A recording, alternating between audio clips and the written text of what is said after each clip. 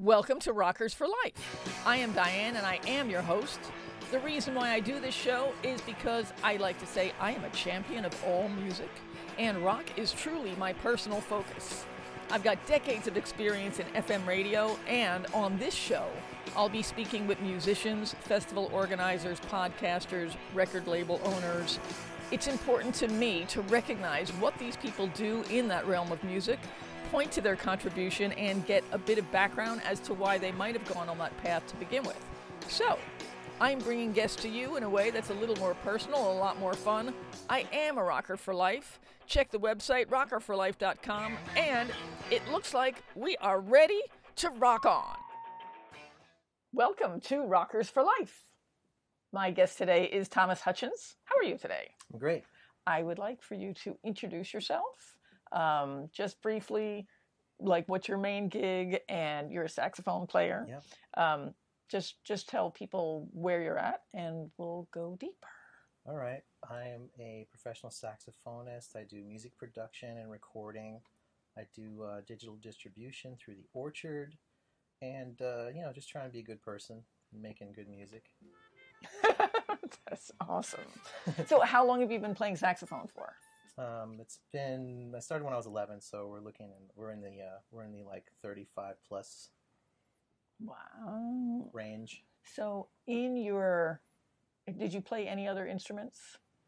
Yeah, I started out on alto sax. I had a really great teacher.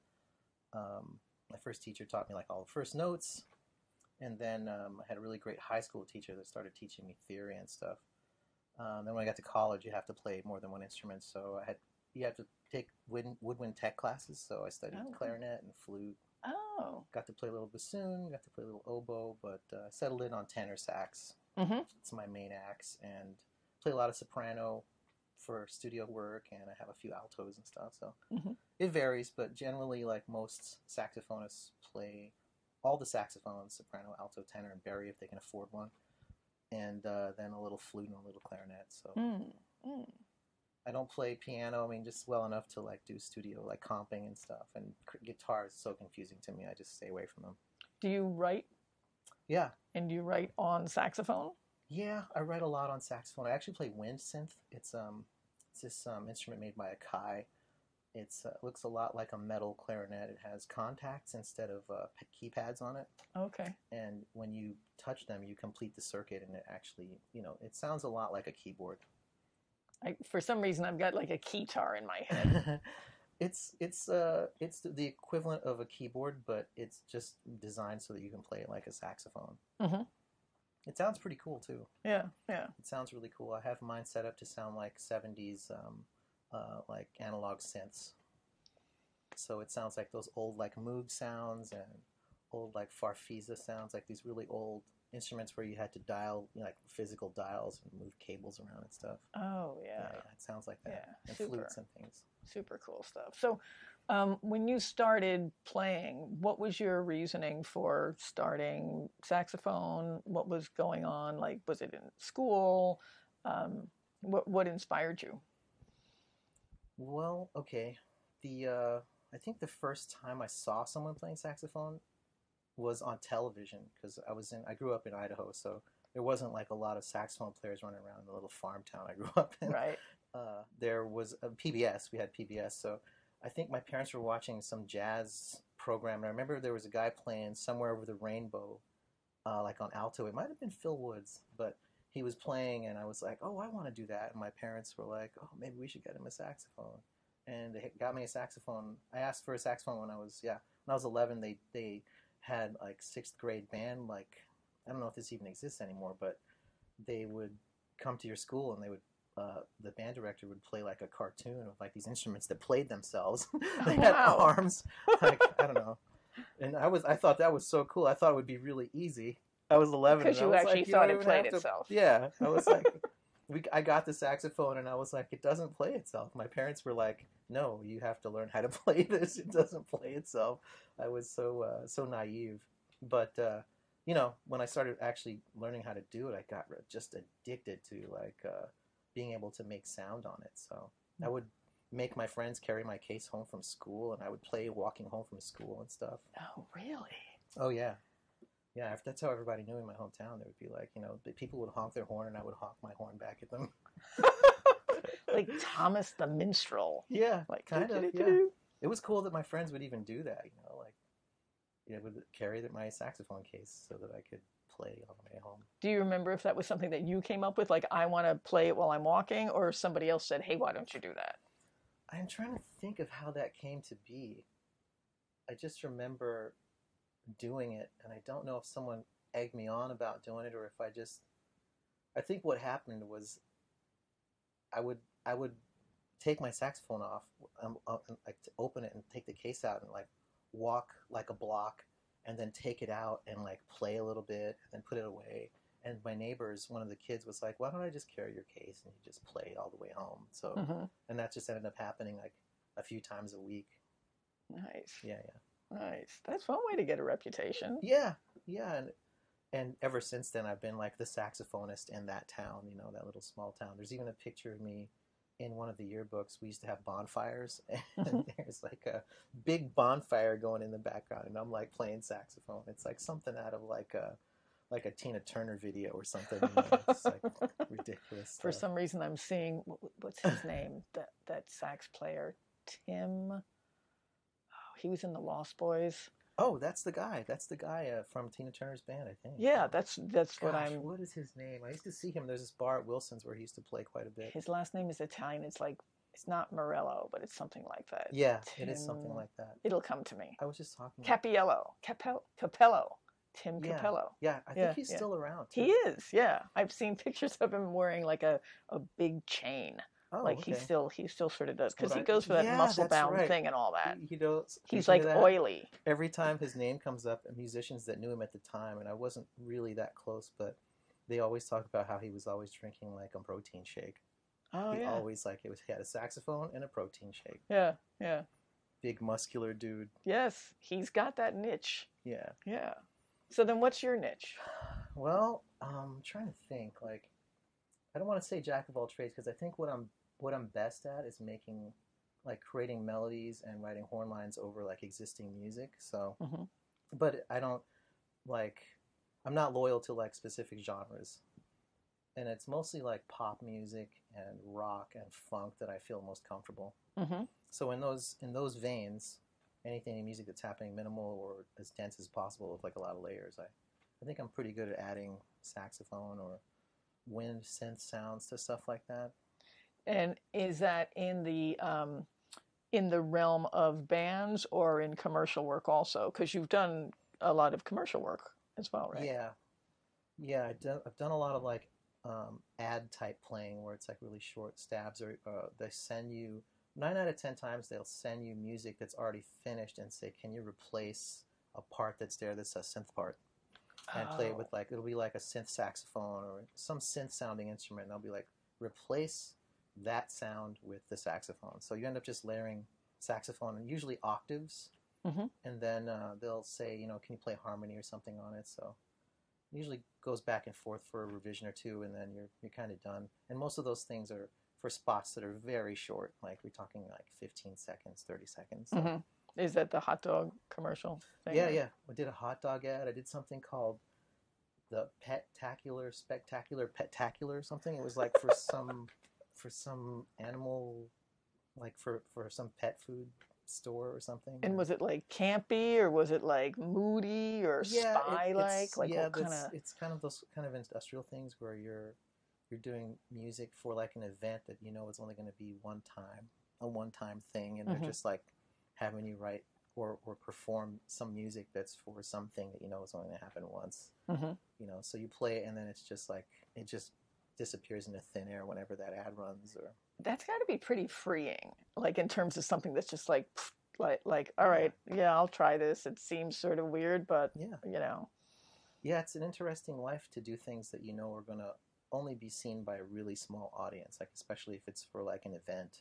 If you're doing a recording that is only going to be heard by a certain number of people, or no one even really, just it might be for, like, an example would be like someone's doing a demo and they're just written a song, they need to have a version that's like close to finished, and they send you a recording and they say, hey, put a saxo on this and play some like horn lines. You do that, you send it back to them, and then maybe it ends up like a year later you hear about them releasing it. It's on YouTube somewhere, Oh, you okay. know, and you're like, this happened? Like I don't even Yeah. remember. Like there's stuff.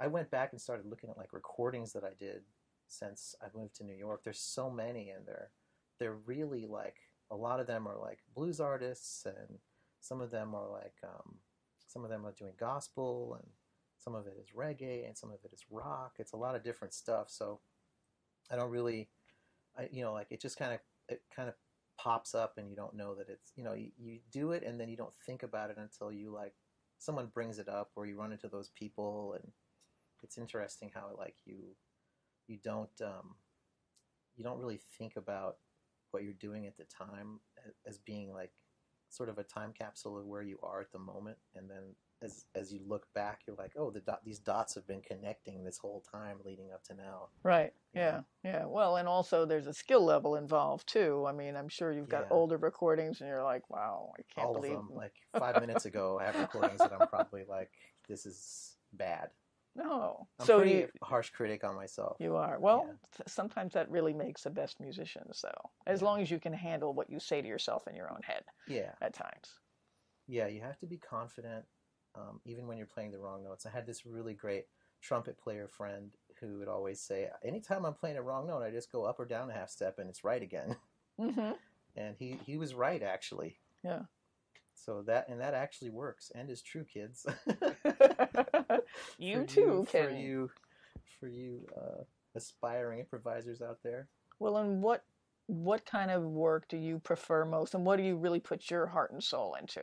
Not to say that you don't when you get a gig and that kind of thing, but Right. if you really had your choice of all the kinds of things that you do. Hmm. Lately, doing music production has been fun for me. Like gathering the sounds, not necessarily recording, but taking the layers of a group's sound and sort of manipulating it and making it like refining the sounds, Mm-hmm.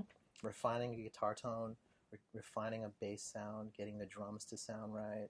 I really enjoy it. So that's not even you performing, that's you really listening Sometimes it's very me, well. it's a Yeah. band I might be performing with, but 9 out of 10 Okay. times lately, um, bands that I've heard that I really like, I'll just approach them, and see like an artist if they have a song I think is interesting and I think it should be released, and like someone should put like 100% effort into that Mm-hmm. the recording, then I'll approach them and ask them if they'll let me record the song. I worked with an artist named Leah Alonso on a couple of recordings, and we got some pretty good recordings of her voice.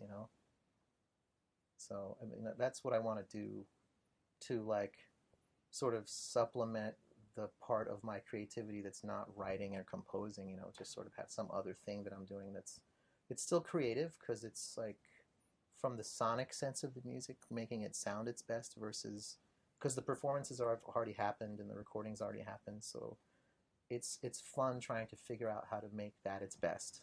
Right. Like Because that's all you have left. yeah, It's like, okay, here it yeah, is, and now what's next? yeah. It's a challenge, which makes it more fun because it's like there's all these tools you can use to fix sounds these days. So Mm-hmm. you can change pitches, you can change the quality of the recording, you can improve it, or you can make it more grainy. You can make it more analog sounding. It's really fun actually. So that's what I enjoy doing. Even if it's just me, I'll play saxophone and mess around and just experiment and see how can I make this more or less sound like 30 years ago, or how can I make it sound like fresher than 5 minutes ago? Like change the quality of the sound, use wah-wah on sax, or use a phaser on there, and make it sound like an electronic instrument. Sax. Wow. Yeah. I'm very one-dimensional when it comes to thinking of what a Yeah. saxophone is, kind of. But Yeah. that's actually pretty wild. Yeah, that's a fun thing about saxophone. It's one of the newest. It's the newest of the wind instruments. It's only been around for a little over 200 years. I think it came out in the 1890s, something like that. So, Mm. And does I think that have to do with maybe just it's the 1890s. ability to forge metal? No, there was just this crazy guy named Adolf Sax, and I think he was Swiss, maybe. I don't remember, but I think the story goes he was just like this very eccentric instrument maker, and he was like, I'm going to make a brass instrument that you play with the reed, and all the other instrument makers were like, ha ha ha ha, Adolf, you'll never make it. He was like Rudolph the Red-Nosed Reindeer. He was like, I have a dream, I'm gonna be on Santa's sleigh team, and Right. like, you know, Oh my he God. was making this, he was doing all these different things with putting different mouthpieces onto plumbing, literally, like, Oh, right. yeah. Yeah. So he came out with the saxophone, and there's a really great book. I can't remember who the author is, but it's called The Devil's Horn, Mm-hmm. and it's a story. It's a story of the saxophone, Oh, wow. and it's got some really, really great, like, I guess just little anecdotes about his life and how bad his luck was. He literally died penniless. Someone stole the designs of the saxophone from him and like started manufacturing it en masse, and he just he kind of went a little crazy, and then they basically made millions of, I don't know what country it was, but whatever their currency was, they made tons of money. Wow. And then the French saxophones, those are like the greatest saxophones in the world, and the German saxophones. Why? Well, the Selmer family started creating saxophones and perfected them, like basically like Mm-hmm. in the late 50s, maybe even the early 50s, they perfected the saxophone. So like a lot of the newer designs are designed like these French saxophones. The Selmer Mark VI, that's like a pretty much pinnacle horn. Wow. And before that, the Selmer Balanced Action. Those are very sought after saxophones. I mean, like, if you find one in the closet, don't tell anyone. Just really smuggle that thing just out. give it to him. Yeah, you know. Yeah. And how many saxophones do you have? What's your arsenal? Whew, man, I have a soprano. I got 3 altos. I got 3 tenors. I got 1 clarinet and 1 flute. I think that covers everything. Okay. And my wind synth. I would love to have a Barry sax. That's such a great sound. I love Jerry Mulligan and the way he plays. Mm-hmm. So he's like bebop on a Barry sax just blows my mind. What kind of sax is that? It's the bigger one that like the character, I think her name is Maggie from The Simpsons plays. Oh yeah. She plays the Barry sax. Yeah. So That's awesome. little pop reference there. That's cool. But like, yeah, the Barry sax is like, and I met the guy that does that. His name's Gary Herbig, the guy that does the saxophone. Oh, for The Simpsons. For The Simpsons, really? Yeah, I met him a few years ago. Yeah, really nice guy, sweet dude. Nice. And so you gig, you do all types of things. Yeah. The world is like saxophone is your world. Yeah, for the most part. I mean, I don't think I'm as conventional as a lot of musicians that are saxophonists, you know, like that want to go and play a lot of jazz and stuff. Because I came from like, I used to practice playing, listening to like David Sanborn and King Curtis, stuff like that. You know, like a little bit more soulful, a little bit less, heady, a little less like academic playing, a little bit more like just playing by feel and sort of just playing more melodically and interesting, you know, still harmonically, but not so much about, you know, outlining chords solely to do that. More about like being melodic and, you know, making it interesting still. That almost sounds like the difference between like working for somebody to do an ad and working with a band and you putting your own spin on things, or really collaborating with people. Yeah, you tend to, yeah, I mean, like with saxophone, you're usually the first wind instrument or the first instrument hired and the first instrument fired in any band. Like if they need a wind instrument, if they need an instrument, it's usually if they already have bass, if they already have drums, if they already have keys and they already have a guitarist and a singer, then, you know, everybody's waiting for their pager to go off to play saxophone. Because it's like, I know I'm next. I know. So like probably every band that I've played with, either the first thing they say to you is, we've been thinking of adding a saxophone, you know. So the saxophone is like the default next thing you hire in a band after you have everything else in there. Right. If it's not going to be like some other one note interesting instrument, like maybe a violin or Right. But it's never like, oh man, we need to get a hold of a clarinet player and a trombone player like Right. stat for our Womp for our womp. rock project. Right. It's like Well, we need a saxophonist. and you're right. We need a saxophone. It's like Yeah. rock bands that get to another level that have hits that start doing crazy production. You do always end up hearing Yeah. a horn section or at least a saxophone. Yeah, the And horn section's a pretty big deal. yeah, That's like we've made it. yeah. Yeah. This guy from the Scatolites always says the horn section is like the band is already finished like the cooking the main dish, and the horn section's like a side dish. Right. Right. You can either have it or not have it.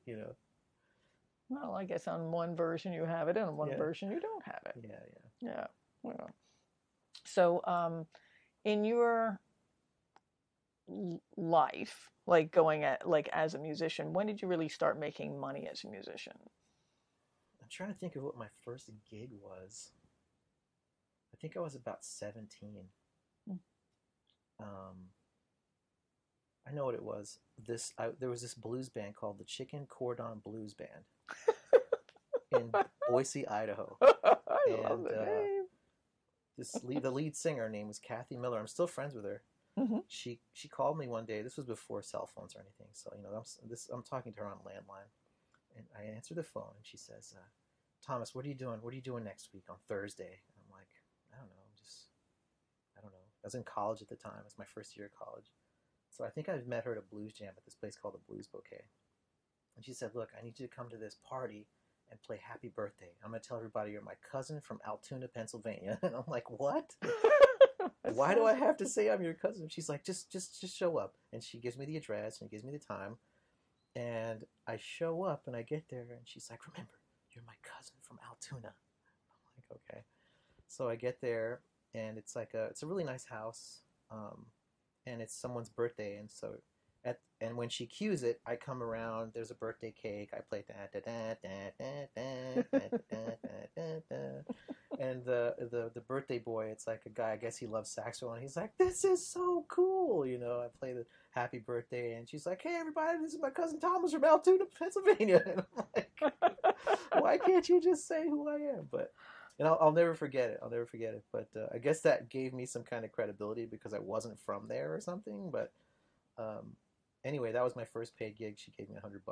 So that was like a stage for like 5 name, minutes of like performing. Thomas from Altoona. Yeah. I thought it was really funny. I still joke with her about it whenever I talk to her, whenever I see her and stuff. She comes to see me perform whenever I go home to visit my mom in Idaho. I go home a few times a year, and she's a lot older now, like we all are. But she's like she'll totally chill and like come and see me perform. And she sings still a little bit, so she comes and hangs out and stuff. Nice. And for you, what was a point, I guess, in your life where you really realized, like, this is it for me? Like, was it like a gig that you got, or you noticed that there was a pattern and you were really starting to make money, or so many people just started telling you that you were great? Like, what was happening, and how did that feel, like, in terms of, like, did you really understand at some point, like, wow, I think I'm going to be making my life as a musician? I think there was like a moment when I was playing in bars where I was not sure if this was the life for me or not. And it was before I moved to New York. I was going to college to be a music teacher. I was doing music ed, and I went to a music orientation class, and the teacher was awesome, but the kids were horrible. The kids were just terrible there. And I was just like, is this what I want to subject my life to? To have like a bunch of kids that are really not into what you're trying to show them for as a career, a way to make a living. And I started playing I was playing in bars at the time, so I at the time I went and talked to my saxophone teacher. His name was Richard Maynard, and I said, you know what, I think I need to do something different like this. I don't think this is for me. And I had been playing in this band called the Rhythm Mob, and the singer told me he was going to move to New York, and I told my saxophone teacher, I think I'm going to move to New York, and he was like, no, don't do it, it's not going to work out, it's it's tough to survive there, like you don't know if you're going to make it or not. So what ended up happening was this guy named Jake Steigers, he moved here, and about a year later I started working at a power bar factory, and I moved in with my friend Jake's mom Wow. and saved up like about $1,100 and just showed up with like a bag of clothes and my saxophone. And I had a cassette player. I remember listening to like, like Prince and the Revolution coming off the plane, Wow. It was great. It was a great experience to come here. I came to visit in May 95, and then I moved here in October 95. And that time period between May and October was just like something told me I needed to move here before, like around my birthday. My birthday is October 21st, so I was like, I'll just plan on being in New York City when I turn 23. So I moved here when I was 23. I just had turned 23, and it was really interesting getting off the plane, going to my friend's apartment. He lived in the East Village on 6th Street between 1st and 2nd Avenue, which at the time was Little India. Just restaurant after restaurant, all Indian food. I had no idea. Also, Little Heroinville.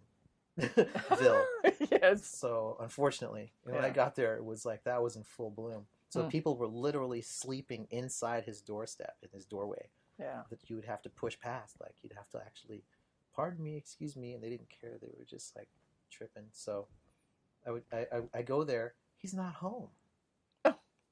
I'm ringing his buzzer, and there's no cell phones. So I call his voicemail and I leave a message. Hey man, I thought we were supposed to meet. I'm here. I got my clothes, I got my horn, and I'm like standing at your door, and you're not here. What am I supposed to do? And this is all through voicemails. So this was before you could actually call someone and talk to them in person. So I call him, and he leaves a message. He calls. He tells me to on his message, call his brother. His brother's this guy named Curtis Steiger. He's like a jazz vocalist. Back then, he was like this really, really big time. He was signed to Arista Records. Oh. But he goes, yeah, there's this place called Veselka. Go there and hang out. Oh. And I'm like, I don't want to leave your building. There's people just sleeping right on the ground here. Why Get used to it, kid. I have everything I own on my back right now. And you're like, go walk around. So I literally waited on his doorstep for him. I just waited, and he came home, and then, I cried on his shoulder. I'm just kidding. But I slept on this little, it was really funny. He had like I had my bag of clothes, and he had this little chair, and I would like ball up in a little ball and sleep on this little chair and this little bag of clothes that I had. It was like my makeshift mattress, and I'd wake up every day and go look for two things: a job and a place to live. I did that for 2 or 3 months, man. It was a little difficult because I didn't have a lot of experience, and all the places that I would go, that's the thing. The one thing that they really wanted to have was experience, and I was like 23, so and I had just been in college, so the only experience I had was like playing in concert band and playing in bar bands, and I couldn't play in concert band here, so I knew I needed to go find some bar bands. Mm-hmm. So I headed down to Bleecker Street, and he was playing gigs, and he would invite me to play on gigs, and I was terrible, man. I had no idea what I was doing. One thing that was great that happened was my saxophone was kind of old. It was an old Buescher from the late 30s and 40s, a tenor saxophone that was kind of falling apart. And he told his brother, and his brother had this really great saxophone. And he just gave it to me. He was like, "Here, take this. You can use this horn. Wow. Just pay it forward. So that's what I've been trying to do ever since. Just trying to like help other musicians get whatever their thing is, to get it going. Help them see their vision, help them figure out how to get their whatever it is that they're trying to accomplish, to get it done. Mm-hmm. Whatever way necessary. Mm-hmm. Like just to get music out there, because I think it enhances the world. I really do. I think it makes the world better. I think music helps people. It's healing. It's got some kind of therapeutic thing to perform. And it's also, if it's really great music and you vibe with it really well, it can make your day better. It can make your whatever that moment is more, I don't know, just enhanced or something. I don't know. More alive.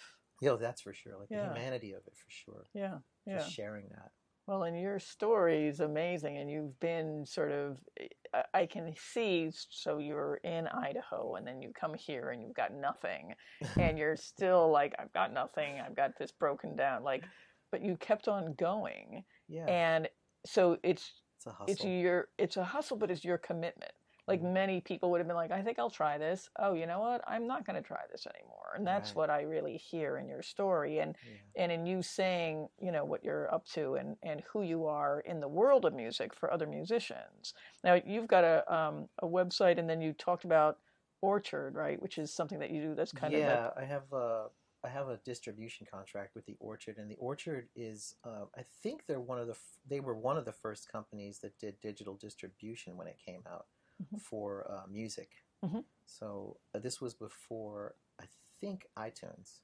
They were already distributing music digitally. So Oh, wow. I think one of the guys that founded the Orchard was from Rykodisc. I think. You know, that sounds familiar. Yeah, Yeah. Rykodisc has a cool story. They went out when CDs had came out.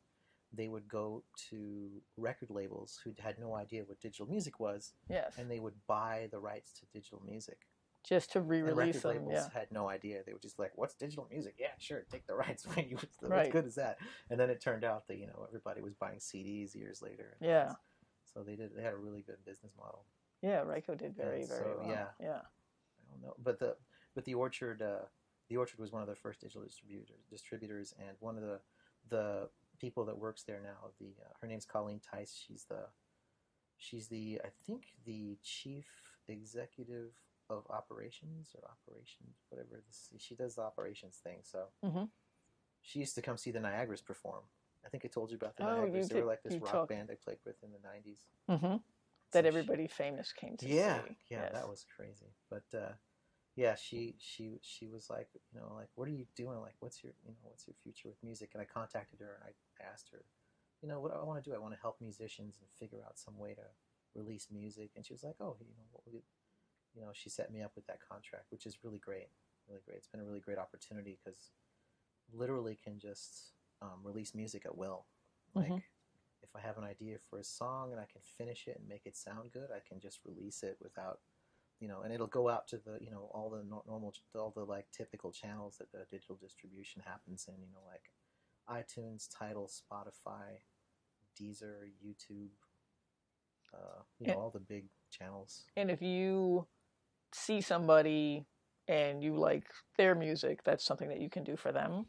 Yes, what I generally do is I do like a production deal with people where I produce their songs or produce a song. I've been doing mostly singles. Mm-hmm.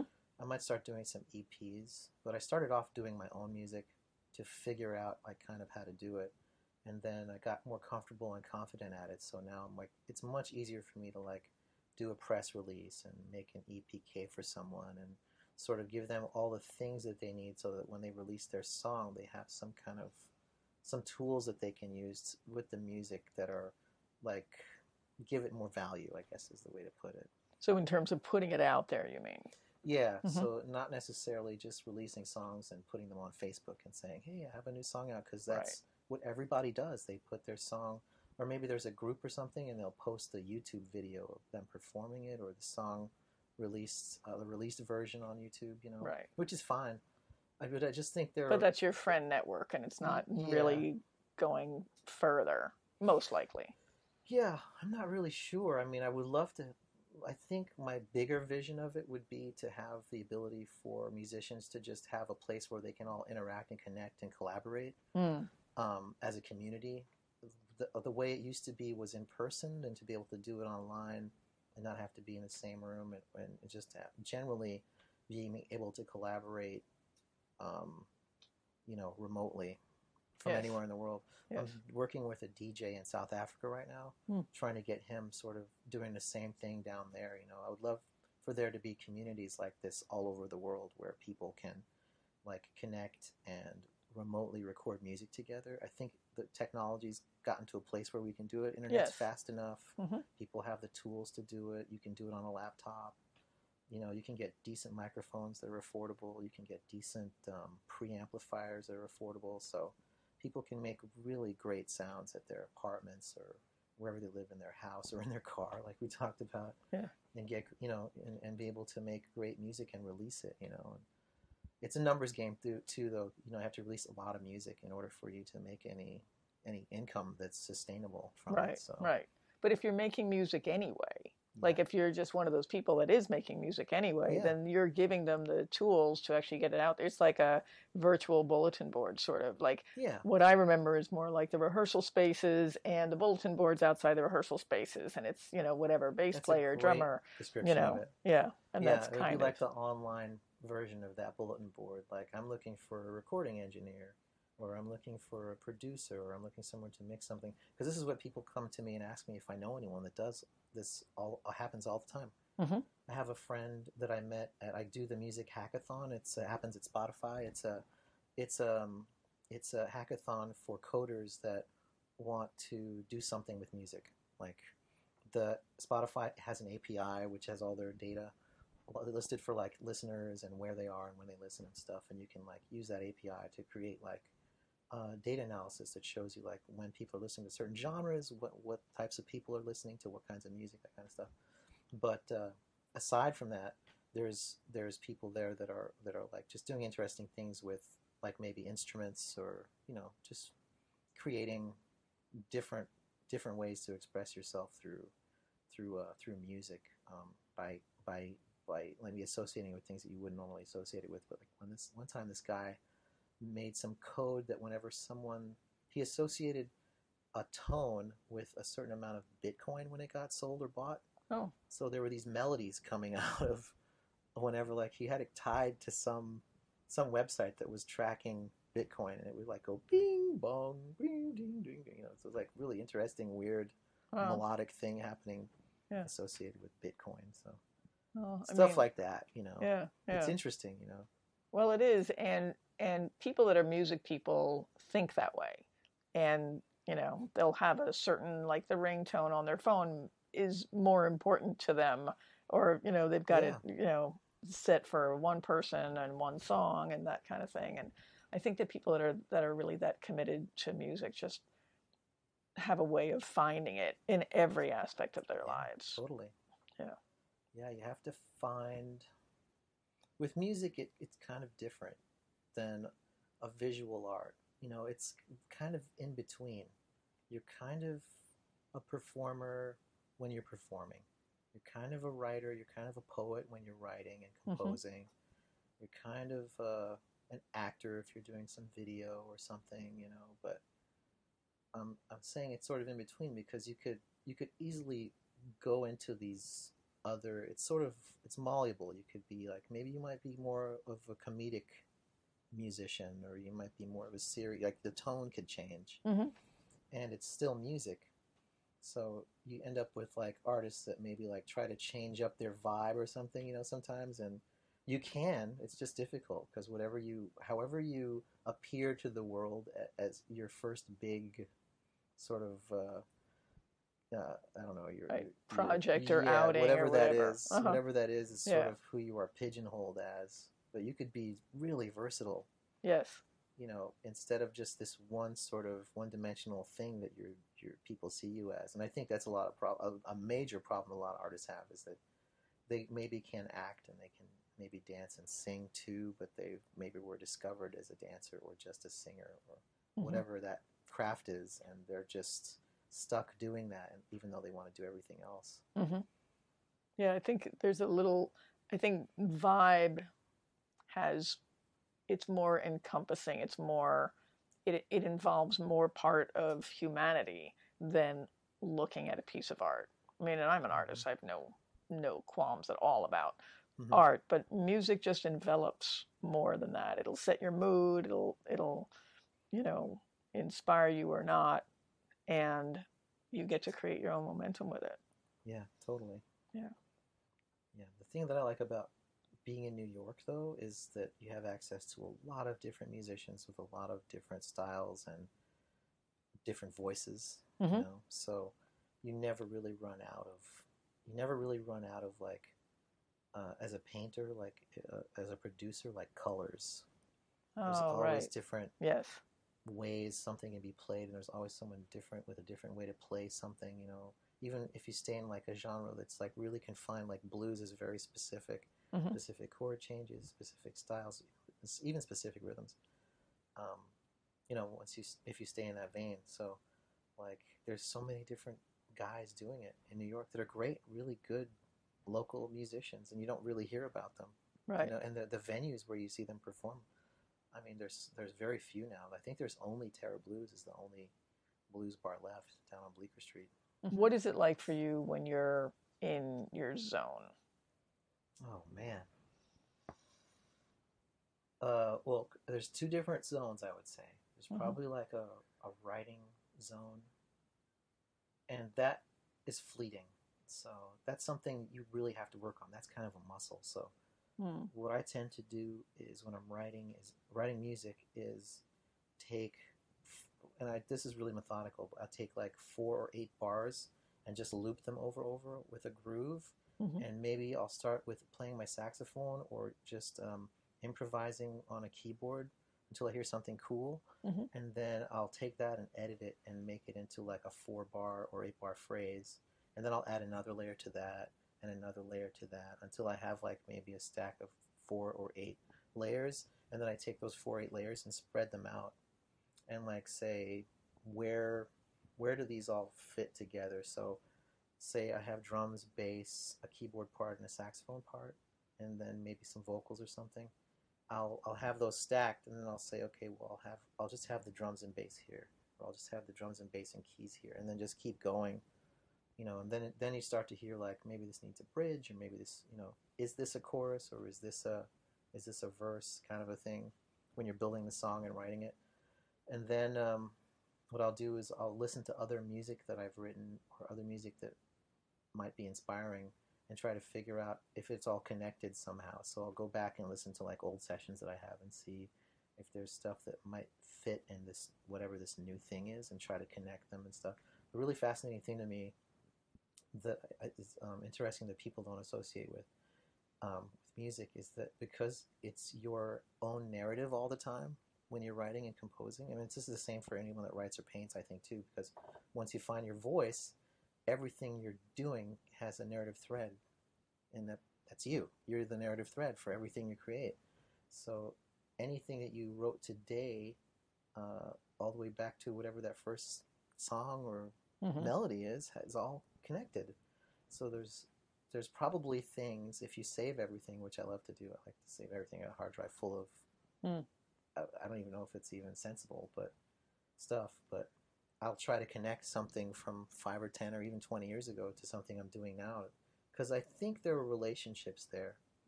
You know, like it might not work as it is, but I think I can edit it in a way that makes it fit something like a melody. Or I started writing music originally on an MPC 2000. I would sample my saxophone and I would put melodies in there because it would make me think differently. You know? This wasn't a piano. It had 16 pads and you had to press them and it would make sound, you know. Oh, wow. I wrote a song called Wimpzilla maybe 2008. Wimpzilla stands for Weakly Interacting Massive Particle. It's like a physics term. It's for like these little weak particle, these links that connect like really, really, really, really small particles that make up like the universe. And I thought, oh, no one writes songs about these.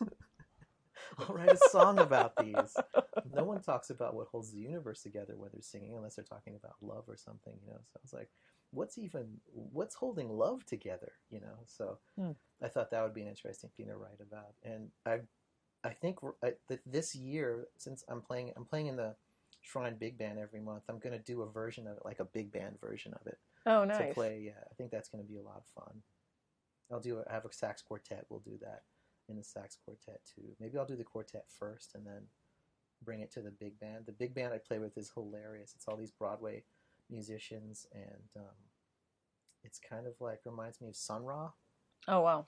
It's the Shrine Big Band, and sometimes we play a song and we get done and we're all like, what did we just do? Like what just happened? It Cosmic. would be yeah. We have a song called Cosmic Dust, which is it's supposed to be representative of what the universe sounds like when there's nothing left. and we're Oh, just blowing through our instruments, yeah. not making sound, and then it's really interesting Oh, wow. stuff. Yeah, it's really interesting stuff. Like you hear the spit and stuff. Yeah, yeah, yeah. Very visceral, Yeah. very like, you know, it's kind of dark, some of it, but the guys that run it, this guy named Eric Plax and this other guy named John Panikar, they've been doing it for like 10 years at Shrine up in Harlem. So we're there every first Sunday. Every Nice. first Sunday of the month we're there. Nice. And June 26th, you're at Resorts World Casino. Yeah, I'm playing with my trio. Have a jazz trio, and we play there once a month. Perfect. And thank you very much for coming. Yeah, this has been really cool. Yeah. I'm so glad to be a part of this. I can't wait to see like how this turns out or whatever. You know, like it's always interesting to see like how people interview, because you know I have my own podcast, so it's cool to see like I like to ask questions and let people talk, and you did that really well. Rockers for life. That's a wrap. Rock on.